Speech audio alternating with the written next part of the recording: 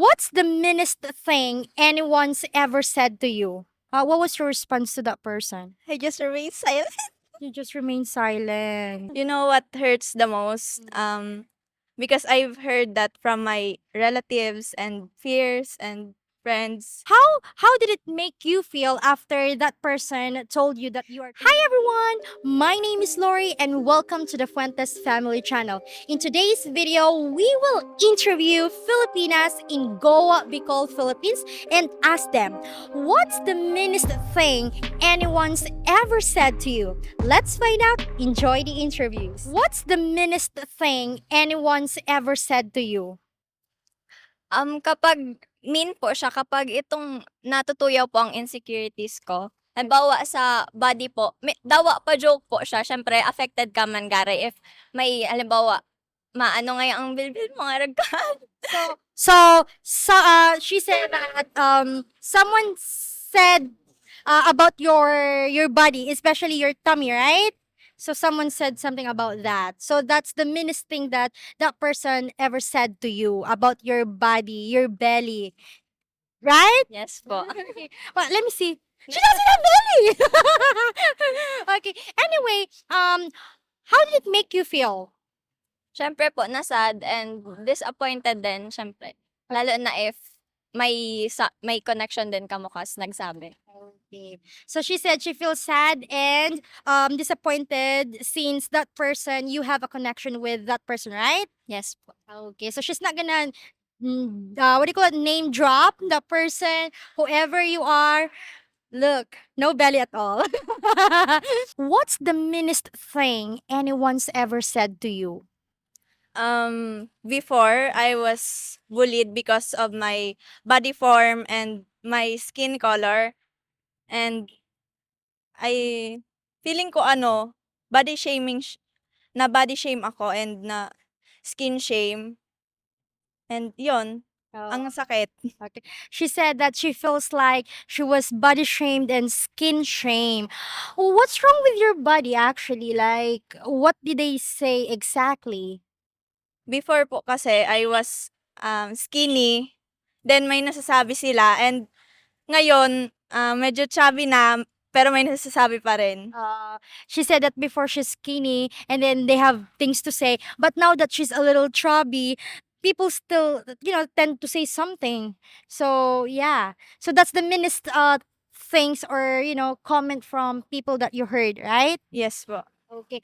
Who is this? Family, friends, or, neighbor?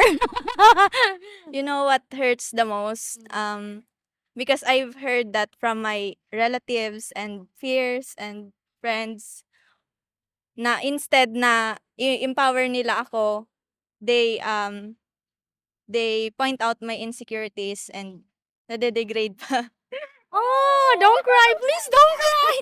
Okay, so she said that instead of them empowering her, they make her feel what is that?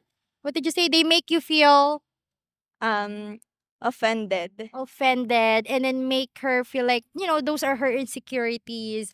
You know what? You're so very beautiful. Yes. In person, she has like a Mama Mary face. Like it's beautiful. Her nose is even your nose is not even flat nose. What I mean, here in the Philippines, we call it pango. Like mine, I have a pango nose. Her is not pango. It's it's a pointy nose. It's beautiful. She has like in person, she looks like a Mama Mary. I mean, her face, like Mama Mary. It's beautiful. You too. Oh, thank you. What's the meanest thing anyone's ever said to you? Let's start with you, Beth. For me po is It's okay. It's okay for you. What? for me po is yung I cannot reach my dream, and yun lang po. No, that's it. That someone said to her that she couldn't achieve or, achieve your dream, right? Yes. Okay. And how about you, Bev? Back then po, chubby-chubby. Mm. I was called chubby po. In a group of friends kasi ako lang yung medyo chubby nga. Okay.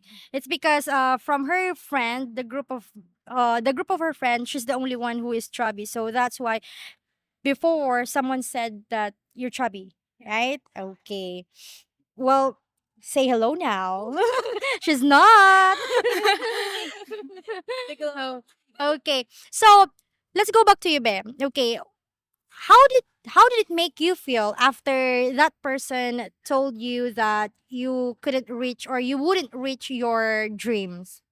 I feel like I'm not enough. You're not enough. Like what kind of No, like, ano po, parang naging tatak na din po yun sa in my mind na di ko po talaga siya So it stays in her mind, on her mind that she couldn't reach her dreams just because of that person. And what was your response to that person? I just remain silent.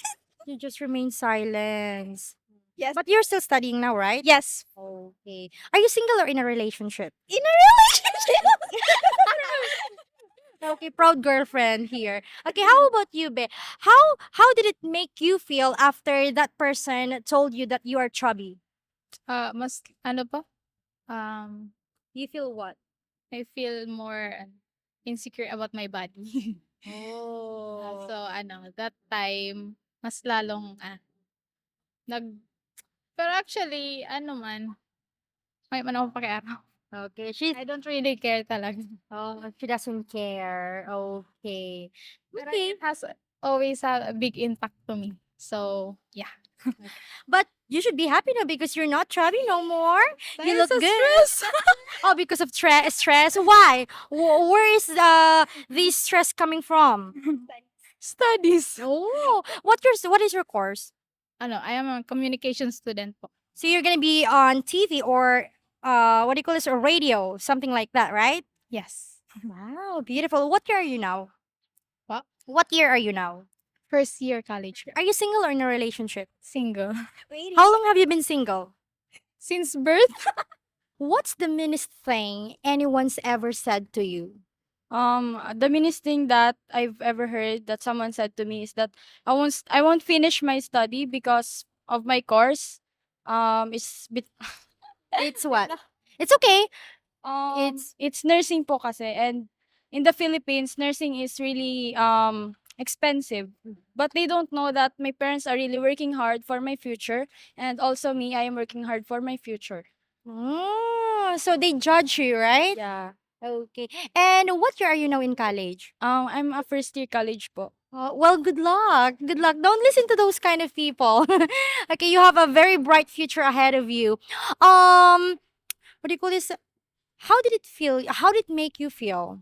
Um, it made it hurts po, but at the same time, I feel motivated to still finish my studies because I want to show them that they are wrong for what they are thinking about me, and I can finish my nursing course. That's beautiful. Well, 3 more years. You can. I believe you. And especially her parents, they are, just like what you said earlier, they're working very hard. Like they are, they're trying their best to, what do you call that? Like, what's the term?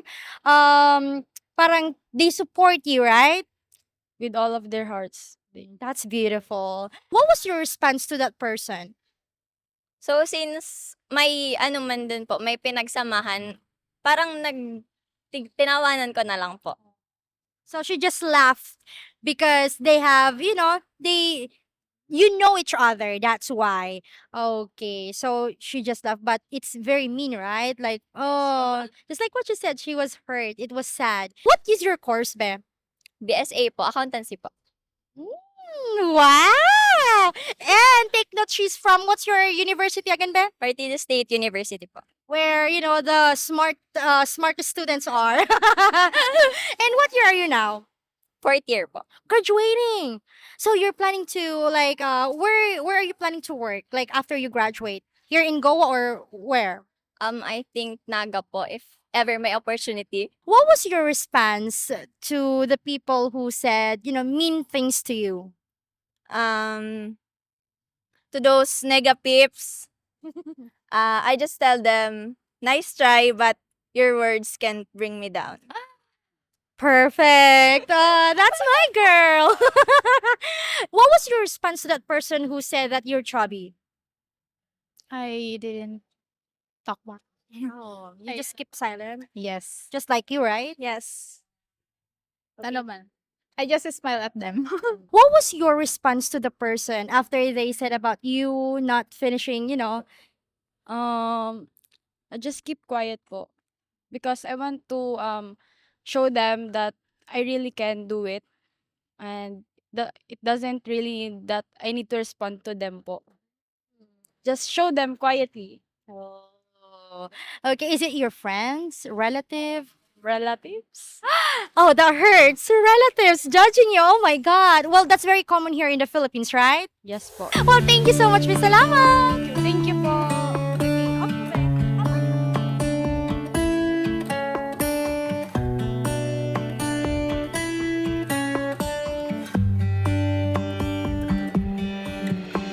We all got hurt, we all have our stories. We sometimes get lost, we all have our worries. And we think we have to get along on our own. We may feel alone and hide our feelings. We suffer in pain and pray for some healing. And we think that no one will ever help us through. So we cover our scars. We all have a story. To We hide sometimes get who we lost. are. We all have our worries, and Scars we think make we have us so to get special along in this on our own. world. We cover